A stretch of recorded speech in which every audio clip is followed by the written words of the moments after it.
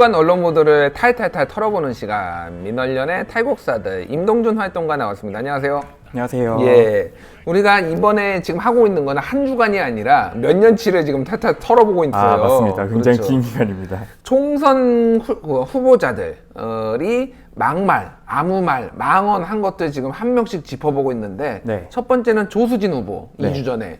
그리고 두 번째는 김근식 후보. 김근식 후보. 그리고 오늘은 또 누굽니까? 굉장히 기대가 돼요. 네, 오늘은 미래통합당의 인천 서구 을 지역의 예. 박종진 후보를 한번 털어봤습니다. 미래통합당이요? 또 미래통합당입니까? 아, 정치적 네. 의도 있는 거 아닙니까, 지금 이거? 정치적 의도는 딱히 없고요. 예. 문제 발언의 양이 많은 순서대로 한번 정리를 해보자라는 생각을 했더니 그렇군요. 네, 희한하게도 미래통합당 후보들이 굉장히 많이 나왔습니다. 예, 기계적 균형은 저희는 추구하지 않아요.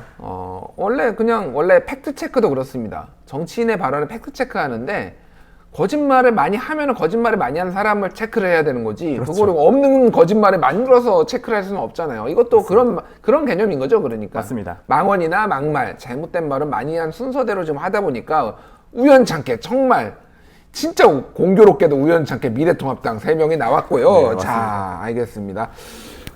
이분 저 얼굴도 낯이 있고 잘생겼어요. 솔직히 저는 개인적으로 잘생겼다고 봅니다. 근데 굉장히 인지도도 있고 지난번 보궐선거에도 한번 나왔어요. 그렇죠? 맞습니다.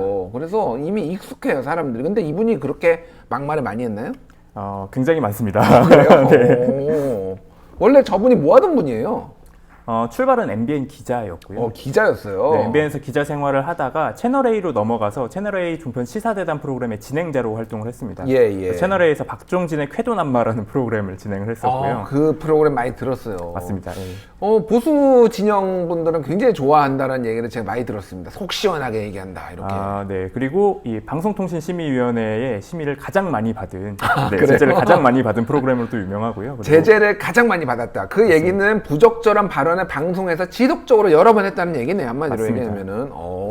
그럼 뭔가 근거가 있네요. 오늘 이분이 들고 나온 게. 네. 알겠습니다. 자, 하나씩 짚어보도록 하죠. 어떤 게 있었나요? 네, 첫 번째는 사실 이 박종진 후보 하면 가장 유명한 게 성매매 해보셨죠 발언인데요. 성매매 해보셨죠를 잠깐만요. 이거를 사석에서 한 게 아니라 방송에서 했다고요? 맞습니다. 유튜브에서 한 거 아닌가요? TV조선 박종진의 라이브 쇼라는 정식 프로그램에서 네, 이 질문을 한 건데요. 아니, 맥락이 좀 궁금해요. 성매매를 왜 물어보죠? 이게 현직 부장판사가 성매매를 한 혐의로 예. 고발이 된 케이스가 있었습니다. 이제 그것과 관련된 대담을 하다가 예. 출연자에게 성매매 특별법이 없을 때는 성매매를 해보시지 않았냐라는 질문을 진행자가 던진 겁니다. 그때 패널이 황상민 교수였나요, 혹시? 맞습니다. 예, 그 연세대 심리학과 교수였다가 지금은 그만두신 걸로 알고 있는데. 네, 맞습니다. 예, 그분이, 하여간 뭐 그분을 포커스로 맞추는 거 아니니까 어쨌든. 근데 성매매를 해봤다고 왜 물어보나요? 사실 이건 박종진 후보자의 발언이라서요. 제가 의도까지는 정확하게 모르겠습니다만. 아니, 그러니까 저는 그건 알겠어요. 상황이 황상민 교수한테 그 성매매를 이런 품격 있는 판사 같은 분이 성매매를 하는 이유가 무엇입니까? 라고 심리 분석을 한 거잖아요, 일종의. 저는 보진 않았지만 그런 거 맞죠? 그런 상황으로는 보이진 않고요. 사실 이 얘기를 하다가 성매매 특별법과 관련된 이야기를 나누는 과정이었고요. 그리고 그 과정에서 성매매 특별법 만들기 전에 이때 성매매를 해봤냐라는 질문 던진 겁니다. 일단 영상이 있으니까 영상 한번 보고 가도록 하죠. 예. 성매매 특별법 만들기 전에 노무현 대통령 때 그 이전에는 성매매 하셨죠? 누가요? 우리 박사님. 대학교 다닐 때 아니 그때는 성매매 특별법 이전에는 많이 있었지 않습니까? 집장촌도. 법이 있느냐? 그거 한 번도 안 가보셨습니까? 집장촌을? 아니, 저기 황상민 교수가 당황해가지고 네. 지금 뭐 이런 질문을 하지? 지금 그 표정이었어요, 진짜로. 맞습니다. 그 이후에 해명이 없나요, 혹시? 실제로 이 방송이 나간 뒤에 법정 제재를 받았고요. 법정 제재를 받았어요. 법정 제재를 받아서 한 달 뒤에 박종진 앵커가 사과를 했습니다. 한 달 뒤에 사과를 네. 했어요. 뭐라고 사과를 했나요, 그때? 당시 발언에 대해서 성매매 특별법과 관련된 질문을 던지는 과정이었다. 뭐 이런 식의 사과였는데요. 사과도 굉장히 좀 횡설수설하는 경향이 있긴 했습니다. 그렇군요. 참. 이게 뭐 더 황당한 발언도 있다면서요, 이거 말고. 맞습니다. 예. 박종진 후보가 앞서서 보셨다시피 굉장히 성인지 감수성이 떨어지는 질문을 던졌죠. 근데 이런 질문이 처음이 아닙니다. 예. 이 이후에도 굉장히 많았는데요. 그 중에서 대표적인 사례 하나만 말씀을 드리면 앞서 보셨던 방송이 8월자 방송입니다. 예. 2달 뒤인 10월 3일에는 이 당시에 김경재 한국자유총연맹 회장이 이 북한 방문 이야기를 하면서 나왔는데요. 예. 이 당시에도 이 미인들이 방 안에 막 들어오고 그랬냐? 자는데. 예. 뭐 이런 질문을 던졌고요. 미인들이 방 안에 자는데 들어왔다라는 거는 뭔가 무슨 뭐 성관계를 암시하는 그런 말이네요. 그러니까 네, 맞습니다. 이게. 그런 질문을 던졌고요. 그 이후에도 뭐 김경재 한국자유총연맹 회장이 서비스하기 위해서 들어오긴 했지만 꼭 두 사람이 짝을 지어서 들어왔다 뭐 이런 이야기를 하니까 예. 안마해주러 들어온 것이냐? 뭐 이런 질문을 던졌습니다. 뭐 그렇게 궁금한가요? 아니 진짜 약간 이상하네요. 왜 뭐 그렇게 궁금해요 이게? 저도 이분의 궁금증, 이런 이 성에 대한 궁금증을 왜 자꾸 밝히시는지는 저도 잘 모르겠지만. 아니 사춘기의 소년이라면은 뭐 16세, 17세라면은 성에 대한 호기심이 왕성하니까. 근데 성인이시고 나이도 뭐 40, 50 됐으면은 뭐 세상 물정 다 알고 다 아실 거 아니에요. 뭐 이렇게 남의 사생활을 이렇게 물어볼까요? 네, 무엇보다 이 질문을 방송 프로그램에서 했다는 그러니까요. 겁니다. 방송 프로그램에서 그것도 시청자들이 수만 명이 보고 있는 방송 프로그램에서 근데 이런 것들이 이렇게 문제가 있는데 이게 공천 과정에서 전혀 걸러지지가 않은 건가요? 전혀 걸러지지가 않았고요. 예. 실제로 이런 주장이 실제로 이 박종진 후보의 발언에 대해서 미래통합당 내에서도 반발이 나왔습니다. 그렇군요. 미래통합당 내에서도 이 박종진 후보의 발언을 문제 삼으면서 예. 이 부분이 이렇게 부적절한데 어떻게 공천을 줄 수 있느냐라는 주장이 나왔었고요. 그렇군요. 참 대단하네요. 일단 제가 특정 정당을 비하하려는 건 아닌데 지금 너무 연일 그 정당에서 막말과 망언들이 쏟아져 나오니까 정말로 애초에 걸렀으면은 전력들이 다 있는 사람들인데 걸렀으면은 문제가 안 될 것을 공천을 해놓고 지금 와서 제명하고 이게 무슨 생쇼입니까 진짜. 네. 답답합니다. 이분 또 어떤 뭐가 있었나요 또 그 전에? 뭐 추가적으로 사실 이런 성인지 감수성의 부족 이런 부분뿐만 아니라 진행자로서 정치적 중립을 지키지 않는 모습도 굉장히 많이 보였는데요. 예. 특히 앞서 말씀드렸다시피 박종진의 쾌도난마 같은 경우 법정 제재를 굉장히 많이 받았던 프로그램인데 예. 이 프로그램의 2014년 3월 21일 방송에서는 박원순 당시 서울시장, 현재도 서울시장이죠. 박원순 예. 서울시장의 부인의 예. 외모를 조롱하는 발언이 나왔습니다. 박원순 서울시장의 외모를 조롱을 했다. 네, 박원순 서울시장 부인의 외모를 조롱한 왜 건데요. 뭐라고 한 건가요, 그러니까? 당시에 나경원 전 의원이 초호화 피부과를 다닌 것이다라는 1억 의혹이 원대의 나왔습니다. 피부과를 다녔다 이런 네, 얘기가 맞습니다. 있었어요. 예. 네, 그런 의혹 제기가 나오니까 이날 출연자가 김성태 당시 새누리당 의원이었는데요. 예. 김성태 의원이 이런 발언을 했습니다. 나경원 당시 후보가 1억짜리 피부샵에서 호사 행위를 한 얼굴인지 박원순 시장의 사모님도 얼마나 자연주의자, 환경주의자, 휴머니즘을 가지고 사시는 평범한 소시민적으로 살고 있는지 보여줬으면 좋겠다. 이런 주장을 한 겁니다. 왜 거기서 그게 나오죠? 그러니까 박원순 서울시장 부인이 1억 원 피부과를 간 건 아니잖아요. 문제를 그렇죠. 일으킨 것도 아니잖아요. 맞습니다. 그냥 이렇게 이 김성태 의원이 두 사람을 끌어들여서 논쟁을 벌인 건데요. 이 이후에 채널A가 자료 화면으로 박원순 시장의 부인 이 사진을 올렸습니다. 근데 이거는 김성태 의원이 한 거지 박종진 맞습니다. 진행자가 말한 건 아니잖아요. 여기서 이제 박종진 진행자가 나오는데요. 또 나와요 여기서? 네. 박원순 서울시장 부인의 얼굴이 나오니까 박종진 후보가 굉장히 크게 웃으면서 김성태 의원께서 오늘 큰 건 하나 하셨다. 이런 발언을 했습니다. 뭔 말이에요 그게? 큰 건을 했다는 게 무슨 말이에요? 저도 이해는 가지 않는데요. 이 앞에서 박원순 시장 부인의 외모를 조롱한 것이 큰 건을 하나 했다라는 평가를 내린 겁니다. 아니 그런데 저는 이제 이게 라이브였을 거 아니에요? 네. 그러면은 박원순 시장 부인의 얼굴 사진이 준비가 됐다라는 거는 이미 김성태 의원과 제작진, 박종진 진행자가 이미 다 이걸 언급하리라는 걸 언지를 듣고 자료를 다 준비한 거 아니에요? 갑자기 순식간에 그렇게 못 찾거든요. 그렇게 합리적으로 추정을 할 수밖에 없잖아요. 그렇죠. 그러니까 우리는 오늘 이 프로그램에서 아무런 상관도 없는 박원순 서울시장 부인을 조롱을 해야 되겠다라고 준비를 다 해놓고 지금 방송을 한 거네요. 그러니까 어떻게 이런 분이 공천을 받았죠? 좀 잘 이해가 안 되네요, 진짜. 네. 또 뭐 다른 것도 있나요? 마찬가지로 정치적 중립을 지키지 않은 케이스가 하나 더 있는데요. 예. 이건 2014년 5월 12일입니다. 당시 서울시장 선거에 정몽준 후보가 출마를 했었는데요. 정몽준 후보. 네, 예. 정몽준 후보가 눈물을 흘렸습니다. 유세 현장에서. 예. 눈물을 흘린 것을 두고 진심이 묻어나는 연설이다. 표가 올라가는 소리가 막 들린다. 이런 발언을 했습니다. 아, 그렇군요. 뭐 사실 호불호를 좀 드러내거나 이런 거는 정치적 중립성을 지키긴 해야 됩니다. 예, 그런데 모르겠어요. 이런 팬심이 갑자기 네. 드러나는 거는 근데 저도 그렇게 매우 중립적인 사람은 아니라서 네. 이 부분은 조금 다른 거에 비하면은 그나마 뭐 해서는 안 되지만은 그나마 이해해 줄 수 있는 수준? 가장 좀 그나마 이해해 줄 수 있는. 이거 말고 또 지역 감정 조장 발언도 있다면서요? 맞습니다. 이건 이제 TV조선 박정진의 라이브쇼 2016년 8월 30일 방송에서 나온 건데요. 여기저기 옮겨 다니면서 참 망언도 많이 했네요. TV조선 채널A, MBN에도 있었다면서요. 맞습니다. 종편이랑 종편 다 다녔네요. 네. 종편 3사를 정말 섭렵한 분이신데 예. 이날 이 출연자로 조용현 동양학자라는 분이 나왔어요. 예. 근데 이분이 발언을 하면서 딱 누가 보더라도 이 지역 차별 발언을 하겠다라는 이 발언 뉘앙스를 한번 보여줍니다. 예.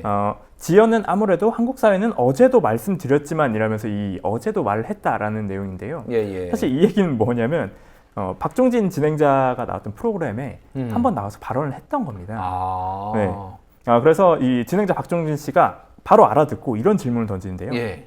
호남이냐 경상도냐라는 질문을 던진 겁니다. 이게 무슨 말인가요, 그게? 이 얘기가 어떤 얘기였냐면요. 예. 우리나라의 문제, 가장 큰 문제가 무엇이냐에 대해서 이야기를 한 겁니다. 가장 큰 문제가 호남이냐, 영남이냐, 경상도냐 그거를 맞습니다. 물어본 거예요. 이제 조용현 동양학자가 얘기를 하려고 준비를 하니까 진행자 예. 박종진 씨가 유도 질문과 같이 유도 질문과 내용을 같이. 알고 있다는 듯이 질문을 던진 거죠. 그래서 결과적으로 이 조용현 동양학자가 5.16 쿠데타를 두고 300년 굶다가 처음으로 밥상을 받은 거다. 이런 주장을 펼칩니다. 5.16 쿠데타를 보고 300년 굶다가 이게 그러니까 영남이 맞습니다. 뭔가 정권을 잡은 게 300년 만에 처음이다라는 얘기예요, 그게? 300년 동안 이제 제대로 된 대우를 못 받았다. 뭐 이런 주장을 펼친 건데요. 이런 주장을 조선조까지 올라가는 거네, 그러니까. 지금 그렇죠. 이 굉장히 주장은.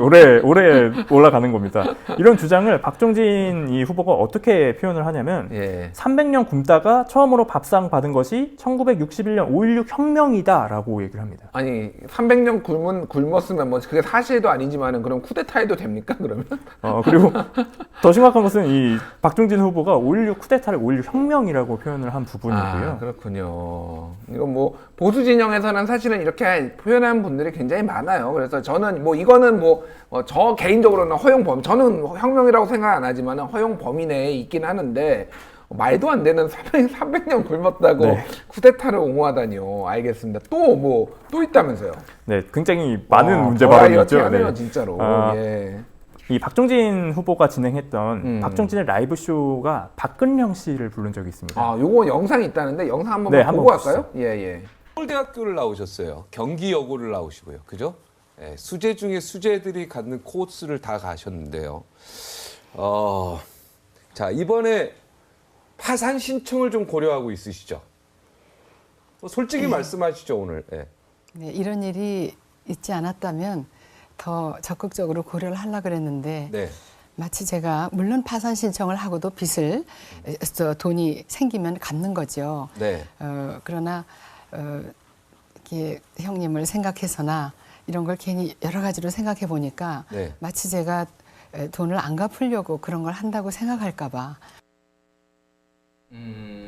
그러니까 한마디로 얘기하면은 지금 저분이 여러 가지로 뭐 사업적으로나 이런 걸로 문제가 있어서 파산 선고를 했는데 이거가 지금 뭐 돈을 안 갚으려고 하는 의혹이 있다라는 건데 그거에 대해서 이제 변론을 하는 기회를 준 거네요. 이 상황을 조금 더 짚어드려야 할 것 같은데요. 예. 이 당시가 2016년 8월이었습니다.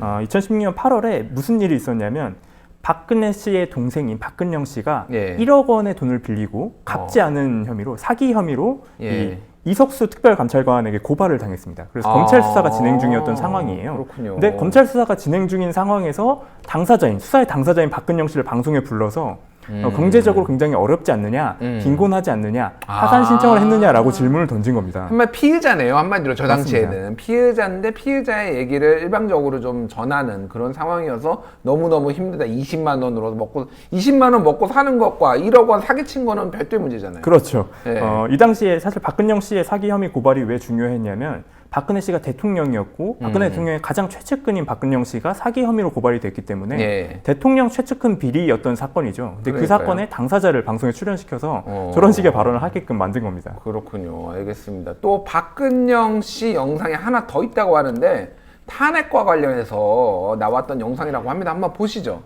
돌아가신 아버님, 어머님이 지금 하늘나라에서 지금 이 상황을 보면은 아주 네. 통탄할 것 같은데 그럼요. 막 어떻게 보실까요? 우리 대통령의 아픈 마음을 대변해 주시지 않고 결과에 어떻게 됐던 그 과정에서 참 그래도 내가 퍽이나 노력했는데 이런 생각으로 위로해주고 싶으실 것 같아요. 위로해주고 싶다. 야단치는 그럼요. 것보다. 얼마나 진짜 잠자는 시간 빼고는 뭐 그냥 뭐 노력하시는 건 알고 있습니다. 네. 이게 지금 언제적 영상인가요? 이게 2016년 12월 6일입니다. 2016년 12월 6일이면은 국회에서 탄핵안이 통과가 되기 직전이었던 것 네. 같은데 제 기억으로는. 맞습니다. 그러니까 지금 그 상황에서 탄핵안이 가결이 되느냐 마느냐인데 지금 박종진 씨가 박근영 씨를 불러서 네. 방송에서 눈물을 흘리게 했네요. 그러니까. 맞습니다. 그러니까 한마디로 얘기하면은 우리 아버지가 감옥에 지하에서 울고 계시니 탄핵 좀 하지 말아줘 이렇게 메시지를 전달하려고 한 거였네. 네, 그러니까. 뭐 이날 사실 박근영 씨의 발언이 저거 하나만 문제가 아니었는데요. 예. 당시에 김종필 총재가 예. 김종필 전 총재가 국민 5천만 명이 시위를 해도 박 대통령은 절대 물러나지 않을 것이다. 뭐 이런 식의 비판하는 인터뷰를 했습니다. 예. 이걸 두고 박종진 진행자가 물어보니까 박근영 씨가 이런 주장을 합니다. 저는 거기에 아전 인수로 잘못한 게 없으니까 5천만 명이 얘기를 해도 물러나지 않는 것이다. 이런 주장을 하기도 했고요. 5천만 명이 물러나라고 해도 물러나지 않는 것은 잘못한 것이 없기 때문이다. 맞습니다. 박근혜 대통령이. 네. 이런 주장을 하기도 했고요. 이런 주장을 하면서 이제 박근영 씨가 사실 이렇게 편파적인 그리고 사실 아닌 주장을 했을 때에는 진행자가 제지를 해야 되잖아요. 예. 그런데도 불구하고 이 진행자였던 박종진 씨는 편하게 얘기하십시오 라면서 다른 얘기를 할 수 있게끔 도와줬습니다. 그렇군요. 그 결과 박근영 씨가 마지막에 이런 이야기도 합니다. 당시에 박근혜 씨가 눈에 넣어도 안 아픈 조카들까지 다 이제 5년 후에 보자. 내가 청와대에 있는 동안에는 우리 서로 각자 할 일을 합시다. 예. 이런 생각으로 모범을 보인 거다. 공직사회에 모범을 보였다라는 주장을 하기도 했습니다. 탄핵당한 거하고 그거 뭔 상관인 건가요? 사실 탄핵을 당했다는 것만으로도 공직사회에 모범을 보였다고 하긴 어려워 보이는데요. 네, 공직사회에 모범을 보였다라는 주장을 펼쳤습니다. 결국. 알겠습니다. 예. 일단 뭐 총선이 이제 다음 주부터는 이제 뭐 어차피 이게 끝나니까 총선이 끝나니까 하지는 않을 텐데 그 세 분을 하셨잖아요. 네. 조수진 그리고 두 번째가 누구였죠? 계속 헷갈려요. 김근식 후보였습니다. 김근식 그리고 박종진. 네. 셋 중에 서열을 매긴다면 누가 가장 좀 막말을 많이 하고 악질적인 막말을 많이 했나요? 순서를 매겨주시죠. 네, 저희가 이 3명 말고 2명 정도를 더 준비하고 있는데요. 더 준비하고 네. 있는데요? 2명의 후보를 뭐 언급을 하자면 예. 최근에 가장 크게 논란이 되고 있는 차명진 후보, 예. 네, 그리고 김병민 후보가 있습니다. 그렇군요. 네, 이렇게 5명을 놓고 비교를 해보자면 잠깐만 그럼 그 두 분도 선거 끝나고 계속 하시죠 그러면 뭐 어차피 이게 선거를 네, 위해서만 우리가 당락을 위해서 하는 게 아니잖아요. 그러니까 이렇게 투명하게 하기 위해서 5명은 다 하고 그러니까 어쨌든 지금까지 3명 중에서는 그럼 누가 최악인가요? 이 3명 중에서 뽑자면 네. 저의 개인적으로는 박종진 후보가 가장 심각하다고 보는데요. 알겠습니다. 박종진 후보였습니다. 지금까지 임동준 활동가였습니다. 감사합니다. 감사합니다.